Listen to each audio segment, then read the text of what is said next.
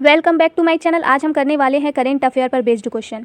तो ये 50 एमसीक्यू होने वाले हैं जो बहुत ही इंपॉर्टेंट क्वेश्चन है। तो सारे क्वेश्चन को ध्यान से पढ़ना और वीडियो के अंत तक बने रहना ताकि किस टाइप के क्वेश्चन करेंट अफेयर से बनते हैं वो आपको समझ में आने लगेगा। तो आगे बढ़ने से पहले चैनल को सब्सक्राइब कर लेना और वीडियो पसंद आए तो लाइक ज़रूर करना। अब देखते हैं क्वेश्चन नंबर पहला क्या है। तो क्वेश्चन नंबर पहला है, अंतर्राष्ट्रीय मुद्रा कोष अर्थात IMF ने भारत की 2025-26 की वृद्धि दर अनुमान को कितने प्रतिशत पर बढ़ाया है। तो बताना है कि वृद्धि दर जो अनुमान है उसको कितने प्रतिशत पर बढ़ाया है किसने, IMF ने। तो इसका राइट आंसर होगा क्या होगा, 6.6%। IMF ने भारत की आर्थिक वृद्धि का अनुमान 6.6% किया है जो एशिया में सबसे तेज है। अब देखते हैं अगला प्रश्न क्या है। देखिए क्वेश्चन नंबर सेकंड, भारत में परमाणु ऊर्जा क्षमता को 100 गीगावाट तक बढ़ाने का लक्ष्य किस वर्ष तक रखा गया है। बताना है 100 गीगावाट तक बढ़ाने का लक्ष्य किस वर्ष तक रखा गया है परमाणु ऊर्जा क्षमता को। तो वो रखा गया है 2047 तक। कब तक, 2047 तक। भारत ने 2047 तक 100 गीगावाट परमाणु ऊर्जा क्षमता का लक्ष्य निर्धारित किया है। याद रखिएगा, बहुत इंपॉर्टेंट है। अब देखिए अगला प्रश्न क्या है। ये सारे क्वेश्चन जो है वो एग्जाम में पूछे जा सकते हैं तो बहुत ही ध्यान से पढ़ना। RBI ने नियमों की समीक्षा हेतु कौन सी नई आंतरिक यंत्रणा का शुरू की है। बताना है RBI ने नियमों की समीक्षा हेतु कौन सी एक नई आंतरिक यंत्रणा शुरू की है। तो इसका राइट आंसर होगा क्या होगा, RRC। क्या होगा, RRC। भारतीय रिजर्व बैंक ने, किसने, भारतीय रिजर्व बैंक ने रेगुलेटरी रिव्यू सेल, क्या होगा, रेगुलेटरी रिव्यू सेल RRC नामक यंत्रणा शुरू की है ताकि पुराने जो नियम थे उनकी समीक्षा की जा सके। तो याद रखिएगा, ये भी इंपॉर्टेंट है। अब देखते हैं अगला प्रश्न। महाराष्ट्र सरकार ने कितने मंदिरों व ऐतिहासिक स्थलों के संरक्षण हेतु योजना शुरू की है। बताइए महाराष्ट्र सरकार ने कितने मंदिरों व ऐतिहासिक स्थलों के संरक्षण के लिए योजना शुरू की है। तो वो कितने मंदिर थे, 500 मंदिर के लिए। महाराष्ट्र सरकार ने 500 मंदिरों और कई किलों के संरक्षण हेतु कौन सी योजना शुरू की है। योजना का नाम भी बहुत महत्वपूर्ण है तो याद रखिएगा, कौन सी योजना है, धरोहर संरक्षण योजना। ये भी पूछा जा सकता है कि धरोहर संरक्षण योजना किस राज्य सरकार ने शुरू की है। तो कौन सी राज्य सरकार ने शुरू की है, महाराष्ट्र सरकार ने शुरू की है। याद रखिएगा, योजना का नाम है धरोहर संरक्षण योजना। 500 मंदिर को संरक्षित रखने का प्रयास इसमें किया जाएगा। अब देखिए अगला प्रश्न। यूरोपीय संघ, यूरोपीय यूनियन ने हाल ही में किस देश के साथ संबंध गहराने हेतु नई रणनीति बनाई है। तो बताइए कौन से देश के साथ रणनीति बनाई गई है, नई रणनीति। तो वो है भारत के साथ। यूरोपियन यूनियन ने भारत के साथ एक रणनीति बनाई है। यूरोपीय संघ परिषद ने भारत के साथ राजनैतिक, आर्थिक और सुरक्षा संबंध मजबूत करने के लिए एक नई रणनीति घोषित की है। अब देखिए अगला प्रश्न क्या है। अगला प्रश्न है हमारा, गृह मंत्रालय ने दिल्ली पुलिस के लिए कितनी राशि स्वीकृत की है। तो वो राशि कितनी है, 653.4 करोड़। 26 नई अधोसंरचना परियोजना हेतु 653.4 करोड़ का बजट जो है वो मंजूर किया गया है। किसके द्वारा, गृह मंत्रालय के द्वारा, दिल्ली पुलिस के लिए। याद रखिएगा। अब देखिए अगला प्रश्न। 2030 कॉमनवेल्थ गेम की में जो गेम्स होते हैं उसकी मेजबानी किस देश को मिली है। तो 2030 कॉमनवेल्थ गेम्स की जो मेजबानी है वो किसको मिली है, भारत को मिली है। तो ये इंपॉर्टेंट हो जाता है क्योंकि भारत के संदर्भ में है। तो ये जो कॉमनवेल्थ गेम है उसकी मेजबानी कौन सा देश करेगा, तो भारत करेगा 2030 में। याद रखिएगा। अब देखिए अगला प्रश्न। देखिए क्वेश्चन है, संयुक्त राष्ट्र ने भारत की 2025 की GDP वृद्धि दर कितना अनुमान लगाया है। तो बताना है आपको कि संयुक्त राष्ट्र ने भारत की जो GDP वृद्धि दर है 2025 की उसका कितना अनुमान लगाया है। तो वो लगाया है 6.3%। तो UN ने भारत की वृद्धि दर को 6.6% से घटाकर 6.3 कर दिया है। तो ये इंपॉर्टेंट है। पहले कितना था, वृद्धि दर 6.6 था लेकिन अब वो घट गई है, 6.3 हो गई है। तो ये याद रखना चाहिए आपको, एग्जाम में ये पूछे जा सकते हैं तो ये आपको याद होना चाहिए। अब देखिए अगला प्रश्न क्या है। बीमा सुगम प्लेटफॉर्म किस संस्था ने लॉन्च किया है। तो ये जो प्लेटफॉर्म लॉन्च होते हैं वो संस्था का नाम भी आपको याद रखना चाहिए और ये बीमा सुगम क्या है ये भी पूछा जा सकता है तो ये भी आपको पता होना चाहिए। तो बताइए किस प्लेटफॉर्म, मतलब इस प्लेटफॉर्म को किस संस्था ने लॉन्च किया है। तो वो कौन सी संस्था है, IRDAI। क्या है, IRDAI। तो बीमा क्षेत्र में पारदर्शिता लाने के लिए IRDAI ने बीमा सुगम डिजिटल प्लेटफॉर्म लॉन्च किया है। किस लिए किया है, बीमा क्षेत्र जो होता है उसमें पारदर्शिता हो, ट्रांसपेरेंसी लाने के लिए। अब देखिए अगला प्रश्न क्या है। भारत ने हाल ही में किस देश के साथ रक्षा और तकनीकी सहयोग समझौते किए हैं? तो कौन सा देश है? वो देश है इंडोनेशिया। भारत और इंडोनेशिया ने रक्षा, समुद्री सुरक्षा और डिजिटल तकनीक क्षेत्रों में समझौते किए हैं। अब देखिए अगला प्रश्न, भारत सरकार ने हाल ही में कौन सा नया डिजिटल प्लेटफॉर्म मतलब भुगतान प्लेटफॉर्म लॉन्च किया है जो ग्रामीण क्षेत्रों में उपयोग होगा? तो बताना, ये बहुत ही इंपॉर्टेंट है, बहुत मतलब 99% चांस है ये प्रश्न पूछे जाएं। तो बहुत ही ध्यान से इसे देखिएगा कि भारत सरकार ने हाल ही में कौन सा नया डिजिटल भुगतान प्लेटफॉर्म लॉन्च किया है जो ग्रामीण क्षेत्रों में उपयोग होगा। कहाँ होगा? ग्रामीण क्षेत्रों में उपयोग होगा। तो इसका राइट आंसर होगा, क्या होगा? UPI 123 पे 2.0। याद रखिएगा इसको, और ये भी याद रखिएगा कि कहाँ के लिए है, ग्रामीण क्षेत्रों में उपयोग होगा ये। अब देखिए अगला प्रश्न क्या है, गगनयान मिशन का क्रू मॉड्यूल किस संस्थान ने विकसित किया है? तो बताना है कि गगनयान मिशन, देखो आपको टॉपिक भी पता चल रहा है कि कौन सा टॉपिक इंपॉर्टेंट होगा। तो गगनयान मिशन के बारे में आपको और रिसर्च करना होगा, तो कीजिएगा इसके बारे में। अब देखिए इसका आंसर क्या होगा, इसका आंसर होगा इसरो। गगनयान मिशन का जो क्रू मॉड्यूल है वो किस संस्था ने विकसित किया है? वो इसरो ने विकसित किया है। और ये एक मानव अंतरिक्ष मिशन है। क्या है? मानव अंतरिक्ष मिशन है। तो बहुत ही इंपॉर्टेंट हो जाता है गगनयान मिशन, और एग्ज़ाम में पूछे जाएंगे, तो 100% चांस है इसके। अब देखिए अगला प्रश्न, और देखो क्वेश्चन के माध्यम से आपको ये भी पता चल रहा है कि किस टाइप के क्वेश्चन जो है एग्जाम में पूछे जा सकते हैं। प्रधानमंत्री नरेंद्र मोदी ने हाल ही में कौन सी नई योजना शुरू की है जो किसानों के डिजिटल डेटा से जुड़ी है? बताइए कौन सी ऐसी योजना प्रधानमंत्री नरेंद्र मोदी जी ने शुरू की है जो किसानों के डिजिटल डेटा से जुड़ी है? तो कौन सी योजना है? डिजिटल कृषि मिशन 2.0। ये योजना किसानों के डेटा को एक प्लेटफॉर्म पर लाकर डिजिटल सेवाओं को और सुगम और सरल बनाती है। तो ये इंपॉर्टेंट है, देखो ये मिशन भी इंपॉर्टेंट है, डिजिटल कृषि मिशन। तो इसके बारे में भी आप रिसर्च कीजिएगा। अब देखिए अगला प्रश्न क्या है, कौन सा भारतीय राज्य हाल ही में ई विधान सिस्टम पूरी तरह अपनाने वाला पहला राज्य बना है? बताइए कौन सा भारतीय राज्य है जिसने ई विधान सिस्टम को पूरी तरह अपनाया है और वो एक पहला राज्य बना है इसे अपनाने वाला? तो वो कौन सा राज्य है? हिमाचल प्रदेश है। तो ये वाला टॉपिक भी याद रखिएगा। देखो इसमें 50 क्वेश्चन होने वाले हैं, कितना? टॉप 50 क्वेश्चन, और ये पूरे 50 क्वेश्चन जो है वो बहुत इंपॉर्टेंट हैं। तो मैं ये नहीं कहूँगी कि ये क्वेश्चन पढ़ो और इसे छोड़ दो, सारे क्वेश्चन बहुत इंपॉर्टेंट है। आप खुद देख सकते हो कि ये क्वेश्चन एग्जाम में कभी भी पूछे जा सकते हैं कि पहला राज्य कौन सा है जिसने ई विधान सिस्टम को पूरी तरह अपनाया है? तो वो कौन सा है? हिमाचल प्रदेश है। कौन है? हिमाचल प्रदेश है। अब देखिए अगला क्वेश्चन, इसका आंसर होगा हिमाचल प्रदेश, याद रखिएगा इसको। अब देखो क्वेश्चन नंबर 15, G20 शिखर सम्मेलन 2025 किस देश में आयोजित होगा? आपको बताना है 2025 में जो शिखर सम्मेलन होगा G20 का वो किस देश में आयोजित होगा? तो उसका राइट आंसर होगा, क्या होगा? ब्राज़ील। कहाँ होगा? ब्राज़ील में होगा। 2025 का जो G20 सम्मेलन है वो ब्राज़ील में आयोजित होगा। अब देखिए अगला प्रश्न, भारत के कौन से राज्य में ग्रीन हाइड्रोजन हब स्थापित किया गया है? बताइए ग्रीन हाइड्रोजन हब जो है वो भारत के कौन से राज्य में स्थापित किया गया है? तो इसका राइट आंसर होगा, क्या होगा? गुजरात में। कहाँ किया गया है? गुजरात में। तो गुजरात के कच्छ क्षेत्र में देश का पहला ग्रीन हाइड्रोजन हब बनाया जा रहा है, याद रखना। अब देखिए अगला प्रश्न, भारत के नए मुख्य सांख्यिकी अधिकारी CSO कौन बने हैं? तो इसका राइट आंसर होगा, क्या होगा? Doctor RK Mishra. कौन बने हैं? RK मिश्रा। इन्हें 2025 में भारत के मुख्य सांख्यिकी अधिकारी के रूप में नियुक्त किया गया है। अब देखिए अगला क्वेश्चन है हमारा, किस भारतीय बैंक ने हाल ही में ई किसान क्रेडिट कार्ड प्लेटफॉर्म लॉन्च किया है? तो बताइए किस भारतीय बैंक ने ई किसान क्रेडिट कार्ड प्लेटफॉर्म लॉन्च किया है? तो इसका राइट आंसर होगा, किसने किया है? SBI ने किया है। किसने किया है? SBI ने। भारतीय स्टेट बैंक ने किसानों के लिए एक online credit card platform launch किया है। तो ये एग्जाम में पूछे जा सकते हैं, तो याद रखिएगा। अब देखिए अगला प्रश्न, ये सब बैंक एग्जाम में इंपॉर्टेंट होंगे। अब देखो अगला प्रश्न क्या है, भारत के कौन से खिलाड़ी को लॉरियस स्पोर्ट अवार्ड 2025 मिला है? तो इसका राइट आंसर होगा, क्या होगा? नीरज चोपड़ा को। किसको मिला है? नीरज चोपड़ा को 2025 में लॉरियस स्पोर्ट्स अवार्ड से सम्मानित किया गया है। अब देखिए अगला प्रश्न,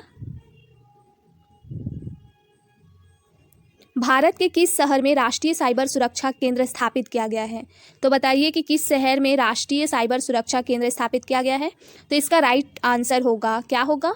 हैदराबाद में। कहाँ किया गया है? हैदराबाद में राष्ट्रीय साइबर सुरक्षा केंद्र की स्थापना की गई है? किसने की है? भारत सरकार ने। और ये देश का सबसे बड़ा डेटा सुरक्षा केंद्र होगा, तो याद रखिएगा राष्ट्रीय साइबर सुरक्षा केंद्र को। अब देखिए अगला प्रश्न, भारत में पहली बार वुमेन ड्रोन पायलट स्कीम किस मंत्रालय ने शुरू की है? तो इसका राइट आंसर होगा नागरिक उड्डयन मंत्रालय। किसने शुरू की है? नागरिक उड्डयन मंत्रालय ने शुरू की है। तो याद रखिएगा, इंपॉर्टेंट है। क्यों? क्योंकि ये जो योजना है वो महिलाओं को ड्रोन तकनीक में प्रशिक्षित करने के लिए शुरू की गई है। अब देखिए अगला प्रश्न क्या है, भारत ने हाल ही में किस देश के साथ सौर ऊर्जा साझेदारी समझौता किया है?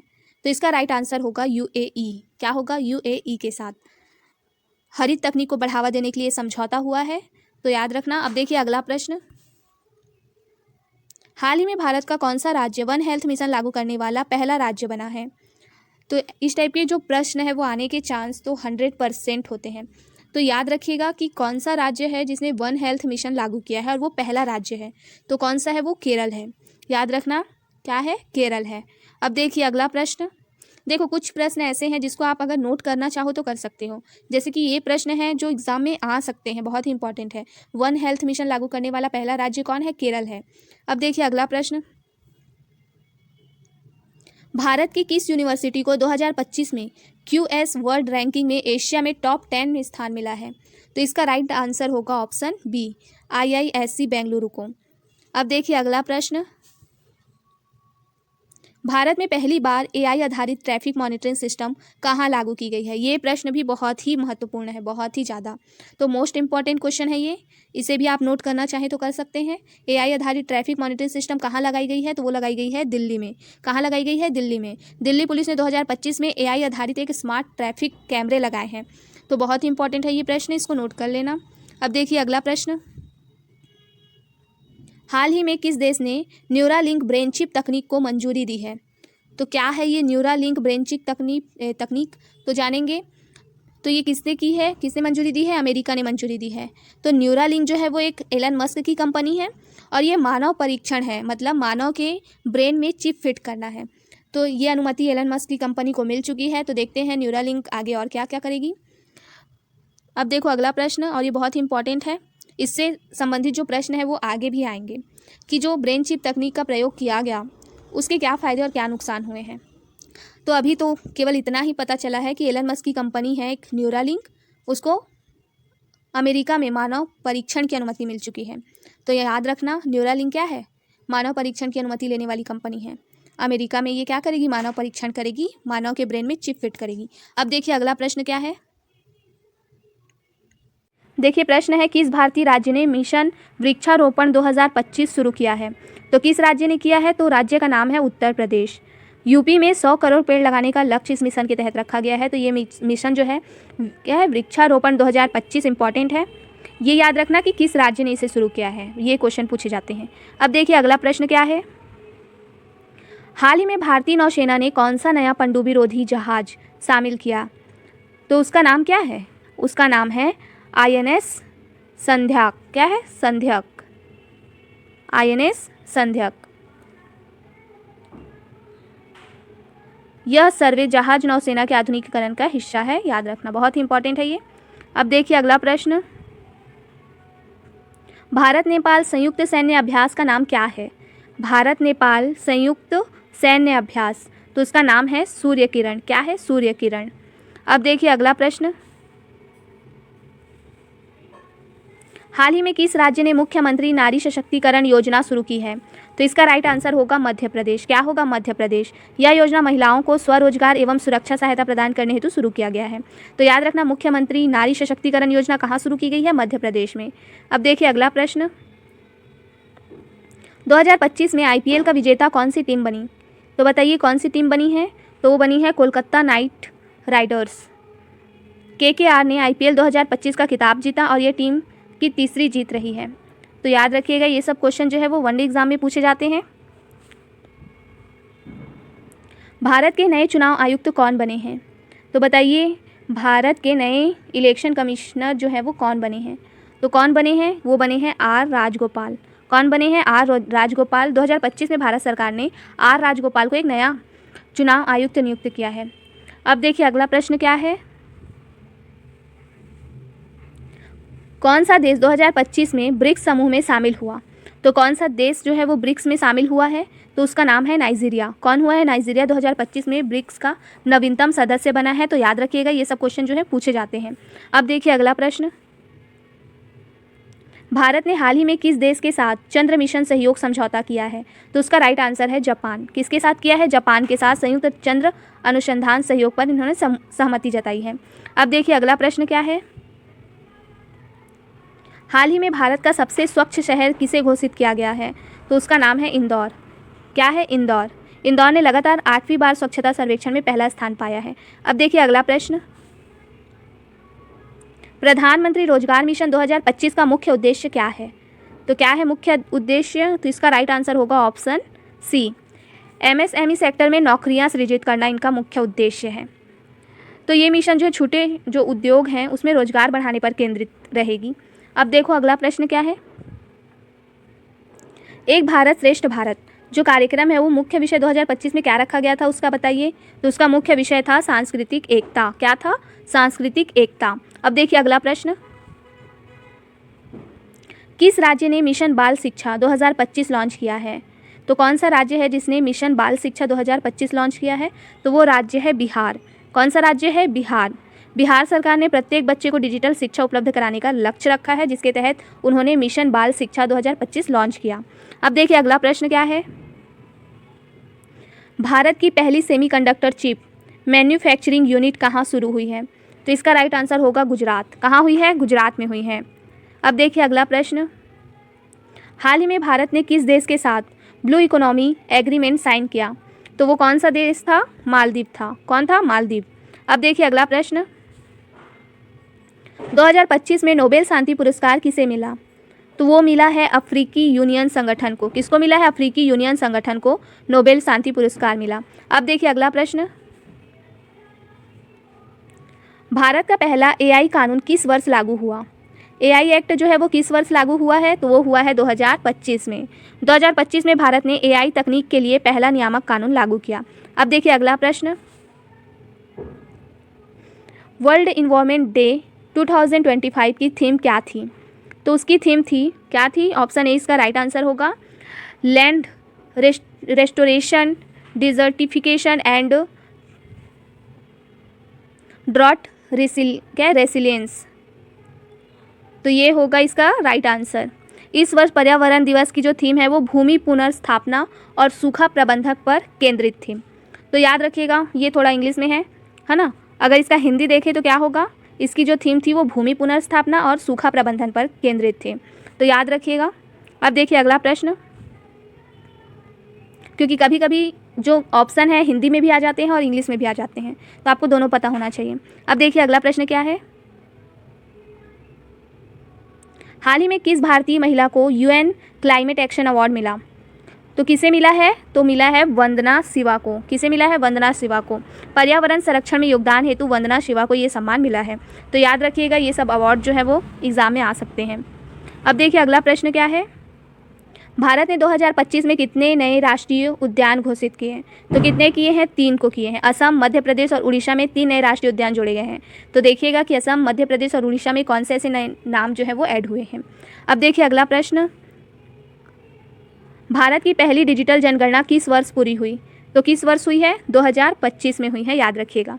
अब देखिए अगला प्रश्न, इंडिया आसियान समिट 2025 कहाँ आयोजित हुई? तो वो हुई है जकार्ता में। कहाँ हुई है? जकार्ता, इंडोनेशिया में आयोजित हुई। और जल्दी से चैनल को सब्सक्राइब कर लेना और वीडियो को अभी तक लाइक ना किया हो तो लाइक कर लीजिएगा। 2025 में भारत का रक्षा बजट कितना घोषित किया गया? कितना घोषित किया गया है? ऑप्शन बी 6.2 लाख करोड़, और ये भारत के कुल बजट का लगभग 13% हिस्सा है। अब देखिए अगला प्रश्न, 2025 में विश्व हिंदी सम्मेलन कहाँ आयोजित हुआ? तो इसका राइट आंसर होगा दुबई में। कहाँ आयोजित हुआ? दुबई में आयोजित हुआ। अब देखिए अगला प्रश्न, 2025 में राष्ट्रीय विज्ञान दिवस की थीम क्या थी? तो इसका राइट आंसर होगा ऑप्शन सी। क्या थी? Sustainable science for global wellbeing. तो इस वर्ष की जो थीम थी वैज्ञानिक शोध को वैश्विक कल्याण से जोड़ने पर केंद्रित थी। तो याद रखिएगा। और यहीं पे ये वीडियो जो है वो ख़त्म होता है। तो आगे और भी ऐसी महत्वपूर्ण प्रश्नों के लिए चैनल को सब्सक्राइब कर लेना, ताकि और भी इंपॉर्टेंट जो करेंट अफेयर बेस्ड क्वेश्चन है वो आपको मिलते रहें। धन्यवाद।